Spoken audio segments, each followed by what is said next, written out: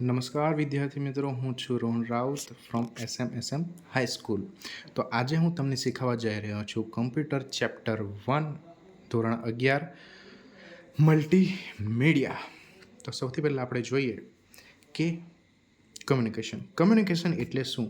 માહિતીનું આદાન પ્રદાન, જે આપણે દરરોજની જિંદગીમાં કરતા હોઈએ છીએ અને તે આપણે ટીવી, ન્યૂઝપેપર અને બોલીને કરીએ છીએ.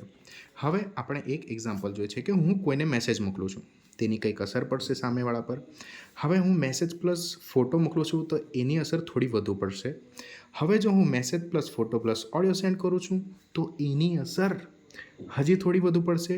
હવે જો હું message plus photo plus video plus audio send કરું છું તો એની અસર હજુ વધુ પડશે.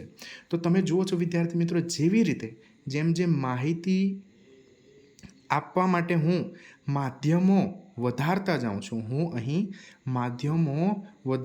છું, તેમ તેમ અહીં અસર પણ વધતી જોવા મળે છે. તો આ જે છે એ માધ્યમો કહેવામાં આવે છે અને એ એક કરતાં વધુ છે. આ જે છે એ માધ્યમો છે અને એક કરતાં વધુ છે. તેથી આપણે એક કરતાં વધારેને ઇંગ્લિશમાં કહીએ છીએ મલ્ટિપલ અને માધ્યમોને કહીએ છીએ મીડિયા. તો ચેપ્ટર નંબર 1નું નામ અહીંયા આપણે મળી ગયું છે કે મલ્ટીમીડિયા. આ જે છે એ બે શબ્દો પરથી ઉતરી આવ્યો છે. તો હવે આપણે આને સેવ રાખીશું મગજમાં અને છેલ્લે હું તમને આને કનેક્ટ કરાવીશ. તો મલ્ટીમીડિયા બનાવવા માટેના 5 સ્ટેપ છે. પહેલું છે રિસર્ચ એન્ડ એનાલિસિસ. હવે રિસર્ચ એન્ડ એનાલિસિસને આપણે સમજીએ એક ઉદાહરણ દ્વારા. ધારો કે મારે એક વિડીયો બનાવવો છે, તો મારે કયા વિષય પર વિડીયો બનાવવો છે તો તે વિષયની મારે તપાસ કરવી પડશે, જે એ સ્ટેપ નંબર 1માં આવે છે કે તપાસ કરો. બીજું આવે છે સ્ક્રિપ્ટિંગ એટલે કે મારે વિડીયો કેવો જોઈએ છે. મારે પહેલાં એવું જોઈએ છે કે પહેલાં ઇન્ટ્રોડક્શન હોય વિડીયોનો, પછી ઇમેજ હોય અને પછી વિડીયો હોય, એવું મારે જોઈએ છે. તો આ મેં શું કર્યું? સ્ક્રિપ્ટિંગ કર્યું એમ કહેવાય. પછી આપણે એ જે છે સ્ક્રિપ્ટિંગના હિસાબે આપણે વિડીયોને શૂટ કરશું, ઇમેજ શૂટ કરશું, તો તે થશે આપણે કલેક્શન ઓફ મીડિયાને આપણે કલેક્ટ કરીશું અને પછી આપણે એને એડિટ કરીશું.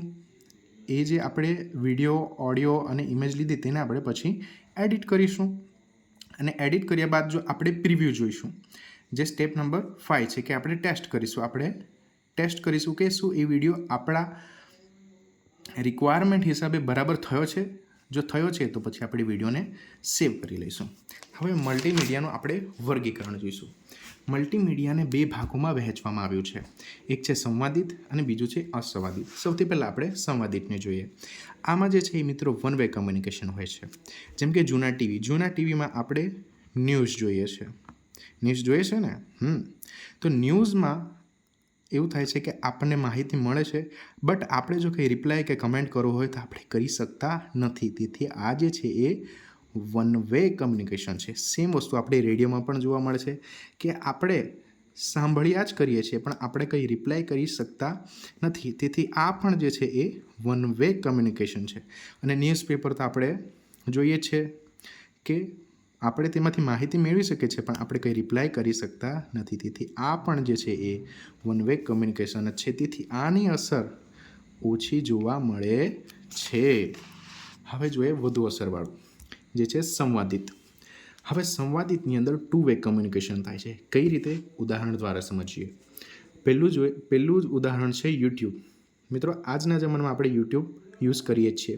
યુટ્યુબની અંદર આપણે વિડીયો જોઈએ છે, કોઈ માહિતી લઈએ છીએ એટલે માહિતી લઈએ છીએ અને આપણે કંઈ કમેન્ટ કરીને આપણે રિપ્લાય પણ કરી શકીએ છીએ. એટલે આપણે જે છે એ માહિતી લીધી છે અને આપણે કંઈ કમેન્ટ પણ કરી શકીએ છીએ.